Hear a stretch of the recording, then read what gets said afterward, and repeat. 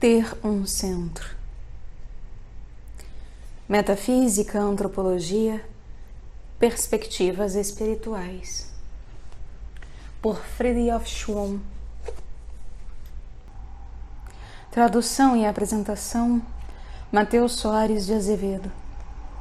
Editora Polar. Parte 1ª, capítulo 5º. A gnose não é qualquer coisa. É fato que um número demasiado grande de autores, quase diríamos a opinião geral, atribui à gnose o que na verdade diz respeito ao gnosticismo e a outras contrafações da Sophia Perennis. E, ademais, não faz distinção entre esta última e os movimentos mais fantasistas, como o espiritismo, o teosofismo e os pseudo-esoterismos que apareceram ao longo do século XX. É particularmente lamentável que tais confusões sejam levadas a sério pela maioria dos teólogos, que obviamente têm interesse em nutrir a pior opinião possível sobre a gnose.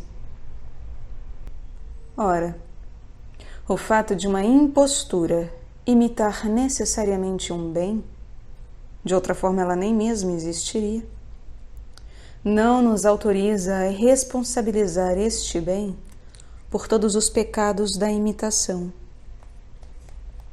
Na realidade, a gnose é essencialmente a via do intelecto e, portanto, da intelecção.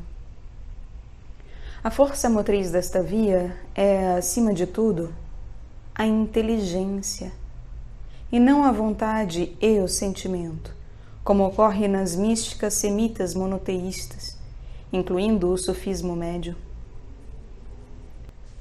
A gnose se caracteriza por seu recurso à pura metafísica, a distinção entre Atma e Maya, e a consciência de identidade potencial entre o sujeito humano, Jivatma, e o sujeito divino, Paramatma.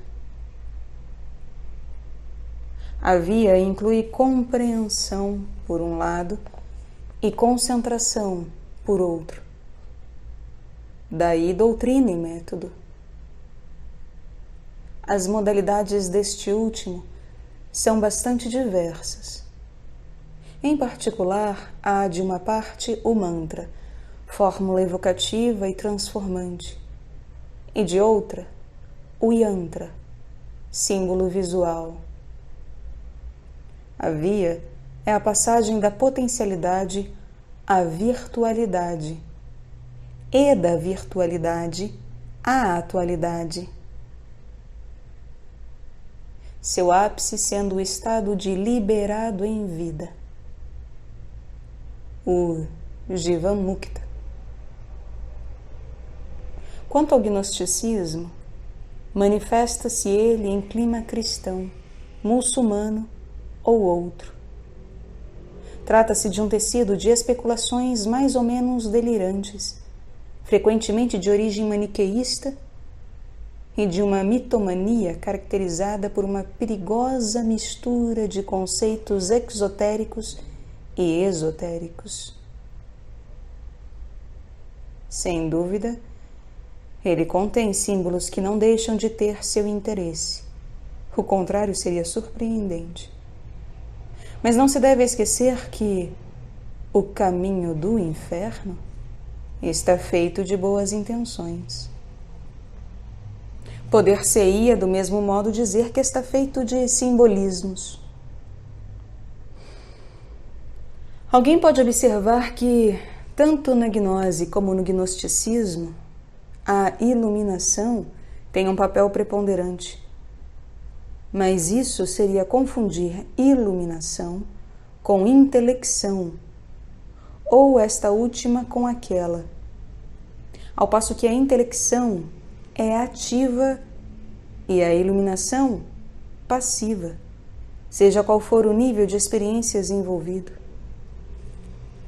Isso não quer dizer que o fenômeno da iluminação não aconteça na gnose. Ele o faz necessariamente, mas não por conta do método ou como ponto de referência. Uma observação análoga pode ser feita sobre a hermenêutica, isto é, a interpretação das escrituras sagradas. Sem dúvida que o comentário sobre as escrituras é praticado em clima de gnose.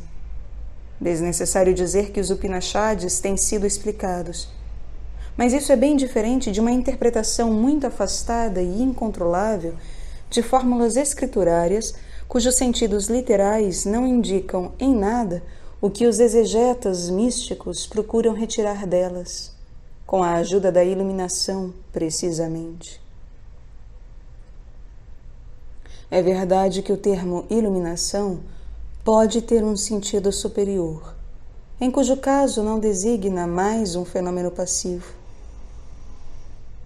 A iluminação libertadora e unitiva está além da distinção entre passividade e atividade.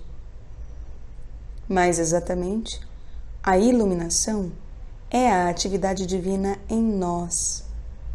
Mas, por esta razão mesma, ela também possui um aspecto de suprema passividade, no sentido de que coincide com a extinção dos elementos passionais e obscuros que separam o homem de sua essência divina imanente. Tal extinção constituindo a receptividade ao influxo celeste, sem perder de vista o fato de que a ordem divina inclui a perfeição passiva, tanto como uma perfeição ativa, e que o espírito humano deve, no final das contas, participar de ambos os mistérios. Na gnose há, antes de tudo, o conhecimento intelectivo do absoluto, não do Deus pessoal somente, e em seguida o autoconhecimento, pois não se pode conhecer a ordem divina sem conhecer a si mesmo.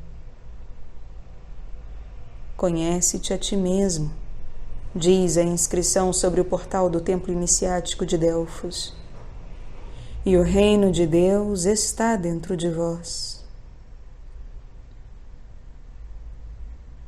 Assim como o éter está presente em cada um dos elementos sensíveis, como o fogo e a água, e assim como a inteligência está presente em cada uma das faculdades mentais, como a imaginação e a memória, do mesmo modo, a gnose está necessariamente presente em cada uma das grandes religiões, percebamos seus traços ou não.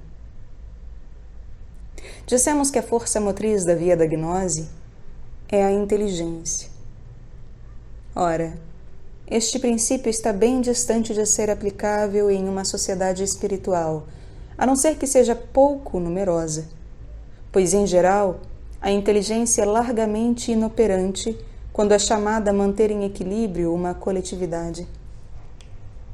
Certamente que não se pode negar ao moralismo sentimental e humilitarista certo realismo e, portanto, eficácia correspondente. Segue-se disso tudo, não que a gnose deva repudiar socialmente seu princípio de primazia da inteligência, mas que ela deve colocar cada coisa em seu lugar e tomar os homens como são. É precisamente por isso que a perspectiva da gnose será a primeira a insistir não em um moralismo simplificador, mas na virtude intrínseca que, como a beleza, é o esplendor da verdade. A inteligência deve ser não apenas objetiva e conceitual, mas também subjetiva e existencial. A unicidade do objeto requer a totalidade do sujeito.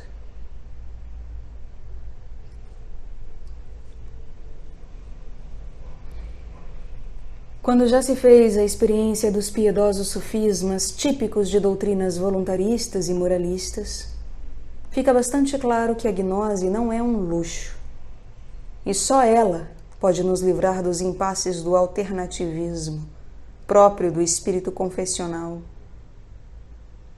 Tomemos, por exemplo, a espantosa tese dos Asharitas, seguidores de escola teológica muçulmana fundamentalista, estabelecida no século X por Abu Hassan Ash'ari, segundo a qual não há causas naturais.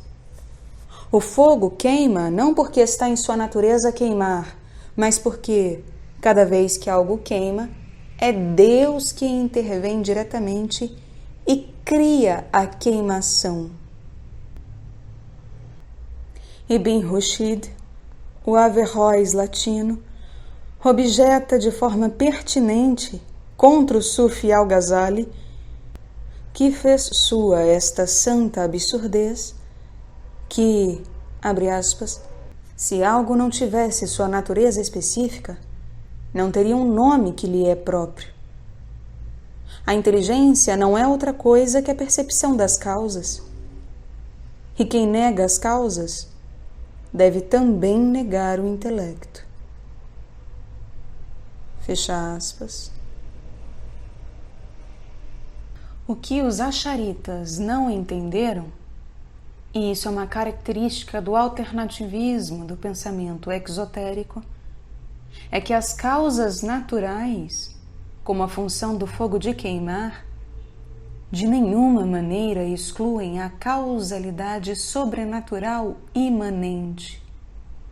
Assim como a subjetividade limitada das criaturas não exclui a imanência do sujeito absoluto. A causalidade divina imanente é vertical e sobrenatural, enquanto a causalidade cósmica é horizontal e natural. Em outras palavras, a primeira é comparável aos raios centrífugos e a segunda a círculos concêntricos. É esta combinação de duas relações ou duas perspectivas que caracteriza o pensamento integralmente metafísico. Portanto, a gnose. A inteligência e inteligência. Há conhecimento e conhecimento. Há, portanto, uma mente falível que registra e elabora, e, por outro, um coração intelecto que percebe e projeta sua visão infalível no pensamento. Aqui está toda a diferença entre a certeza lógica que pode substituir outra certeza lógica e uma certeza quase ontológica que nada pode substituir, porque ela é o que nós somos, ou porque somos o que ela é.